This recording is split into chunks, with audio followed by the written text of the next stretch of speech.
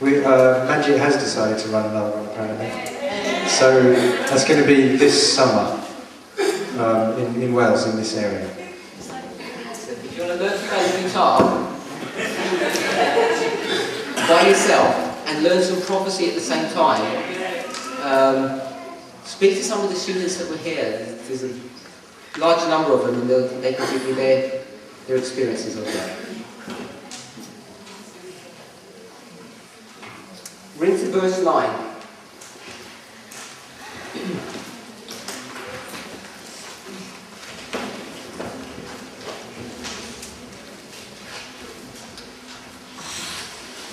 One of the questions or observations that I had with somebody over lunch was that how do you make verses 1 to verses 15 interesting in chapter 11, because most people find it very dry.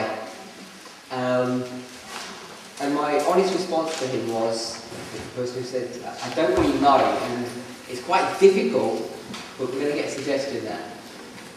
I've done it by putting it on PowerPoint, and when you deal with the kings and different things, you can get as much information, pictures and touch, makes it a bit more interesting than just looking at the text and maybe reach the world and looking at the text. So when you saw the different kings, that's the 4 kings that rose up and you had the pictures of them, it tends to be a bit more, you can even get the children looking at it if they're seeing visual as well as that. So that's the only way I could do it.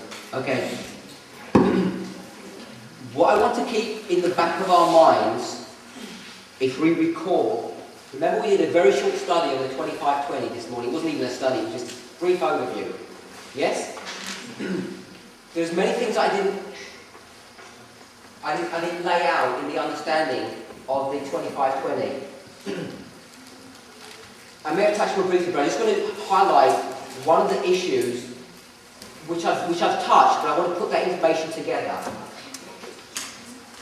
25-20, as you recall, conceptually, the reason for the 25-20 is God is punishing his people for rebellion. They've come out of covenant relationship with him, and he's going to punish them now for doing so. Okay, and if you remember that the 25-20 began with Babylon. Okay, and I'm just going to put the 677 and the 723 dates, and just give a single 25-20, because I want to illustrate the point. Okay? And the point is this, that this persecution that's driven by God, and he uses these earthly powers to punish his people, begins with Babylon, goes on to Medo-Persia, then into Greece, then into pagan Rome,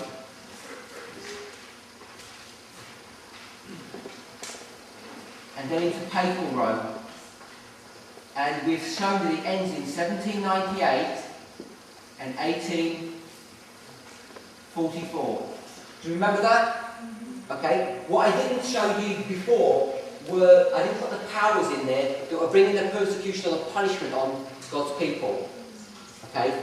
But when you begin to see that, and all this is historically verifiable, and you see it in the book of Daniel, chapter 8, very specifically, it deals with this part of the story much more than the others. But the point I want to bring out to you is that you can see here that all these powers are punishing and oppressing God's people.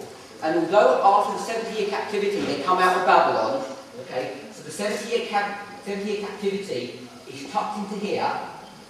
Okay, so they think that they're free, which they are in a degree. They're still under subjugation to the Medo-Persian Empire.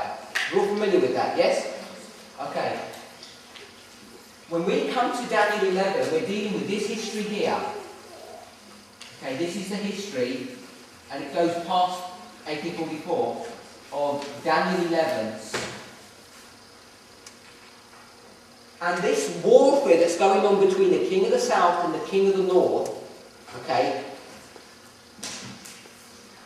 centers around God's people. And what you find is that at any one time, one of these two powers is controlling the nation of Israel. And this is in fulfillment of God's prophecy that he's going to bring punishment upon his people. So the history that we're speaking about from verses 1 to 15, which may seem irrelevant to the plan of salvation and our understanding of what's going on, is all going on here in this time frame. And what God is trying to... Let me put it this way. Each of the nations that arises doesn't realise that God is using them, except for a very few individuals. For instance, Cyrus. We know that Cyrus realised his role in prophecy and fulfilled it. Someone like Napoleon, for instance. Do we see that Napoleon was used by God to fulfill prophecy? Yeah? We can see that, hopefully. He was prophesied a long time before his creation, in the book of Revelation. But when you see the dynamics and the thinking of Napoleon and why he did what he did, he didn't do it to fulfill prophecy, did he? But he was following his own inclination, but in doing that he followed God's will. In the same way, this history that we're going through, this war between the king of the north and the king of the south, and the verses that we're studying, follows that same plan. They're fighting one with another, but in that conflict, what happens is this constant subjugation of God's people in the midst of this warfare. They're struggling for territory, both these kingdoms, and Israel is slap bang in the middle of them. So whoever is in power, God's people are always in subjugation.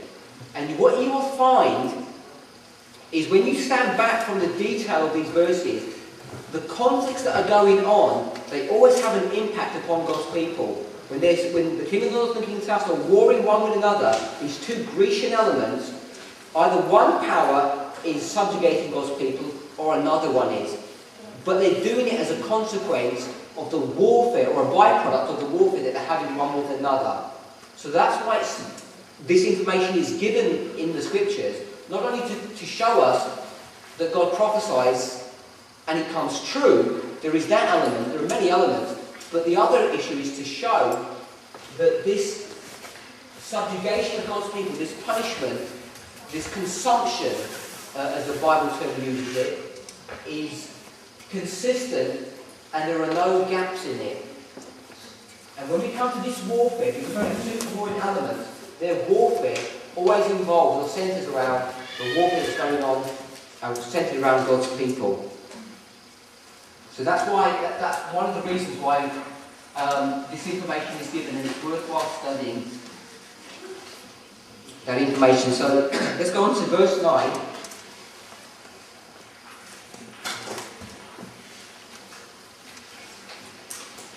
Verse 8, we were in the Third Syrian War. The kings were Seleucus II and Ptolemy III.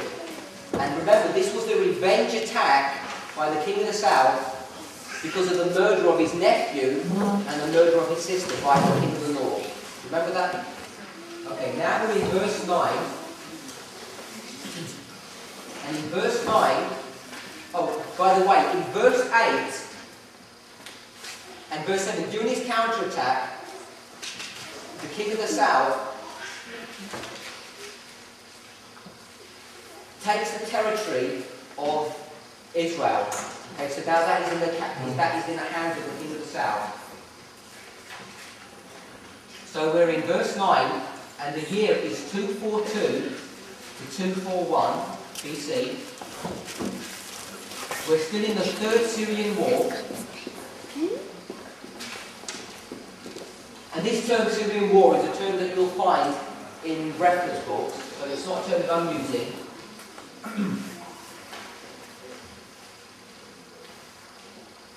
For the northern king, king of the north, we're at the fourth king, who is Seleucus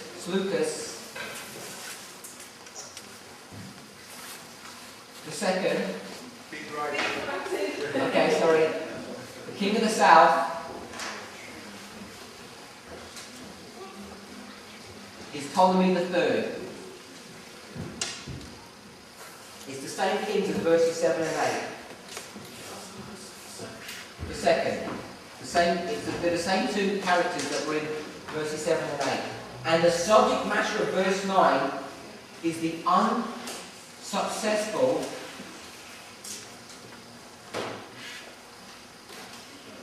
counterattack by the king of the north.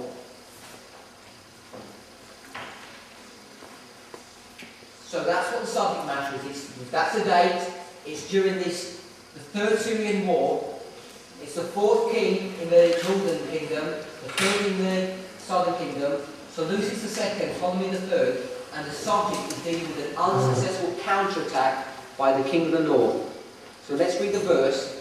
It says, "So the king of the south shall come into his kingdom and shall return into his own land."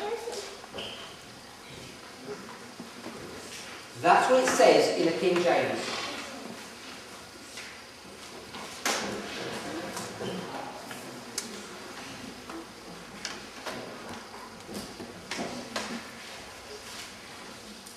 Just find that.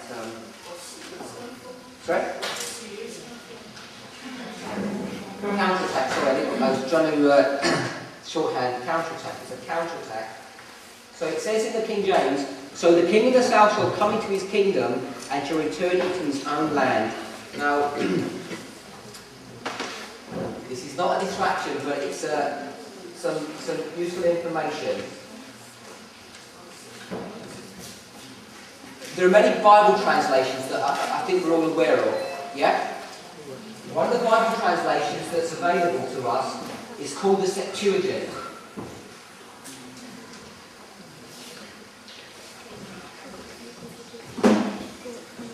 Is anybody not familiar with the Septuagint and what it is? Okay. So a few hundred years before Christ, the Greek language was really the universal language of the world. And there were Greek-speaking scholars who wanted all the famous books, basically tucked into their libraries so they could have access to them. And the Hebrew Scriptures were one of those books that they wanted access to. So, a group of 70 Hebrew scholars, that's where they get the term Septuagint from 7, it's the 70, that's what Septuagint means, the 70. A group of 70 Hebrew scholars were commissioned to write the Hebrew Old Testament and put it into Greek. So the Septuagint is the Greek Old Testament. Okay, that's all it is. It's the Greek Old Testament. Sometimes the Septuagint gets a bad name because people think it's got error in it. There are differences between Septuagint and the King James. I'm not arguing that, but it does have some useful purposes. Another thing to note is that a lot of the New Testament references that are given, which quote the Old Testament, so for instance Jesus might quote the Old Testament, or John the Baptist, or one of the disciples, when they quote from the Old Testament, quite often you will find them quoting from the Greek Old Testament, which is the Septuagint. Okay? So I think it's a useful tool to have, to be able to use the Septuagint in some of our studies, to cross-reference information. So that's kind of a study aid.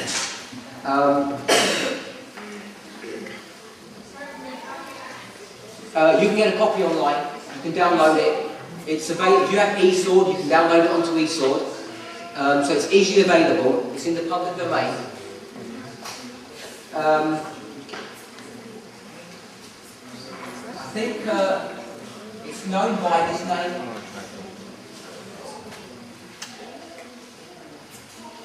I think it's called a polyglot, or something like that, or a polygate. And I think it's a ministry that